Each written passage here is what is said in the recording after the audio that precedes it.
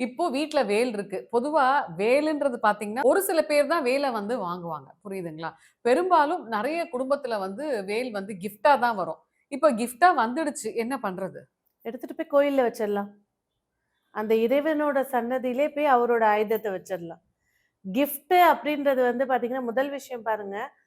இப்ப ஒருத்தருக்கு புத்திர தோஷம். ஒரு அஸ்ட்ராலஜர் வந்து பார்க்குறாங்க. அவங்க சொல்றாங்க, "தயிர் சாதம் செஞ்சு போய் சாதத்த குடுங்க." அப்படின்னும்போது இவங்க பிரசாதம்ன்ற மூலியமா அன்னதானம் பண்றாங்க. அப்ப என்ன? இவங்களுடைய கர்மாவ கழிக்கிறதுக்கு டிஸ்ட்ரிபியூட் பண்றாங்க. அப்ப அந்த பிரசாதத்த வாங்கி சாப்பிடுறவங்களுக்கு இவங்களோட கர்மா ஒரு 5% கண்டிப்பா போகும். ஓ! அப்போ இவங்க ஒரு வீட்ல வந்து ஒரு ஏதோ ஒரு விஷயம் தங்கச்சிக்கே வாங்கி குடுக்குறாங்கன்னு வச்சுக்கோங்க. வேல் வாங்கி குடுக்கும்போது, இவங்களுடைய கர்ம நிலை என்ன இருக்கோ, அத அவங்க அனுபவிப்பாங்க. ஸோ அதுதான் அதுதான் வந்து தானத்திலே சிறந்த தானம் அன்னதானமும், ரத்த தானமும் தான்.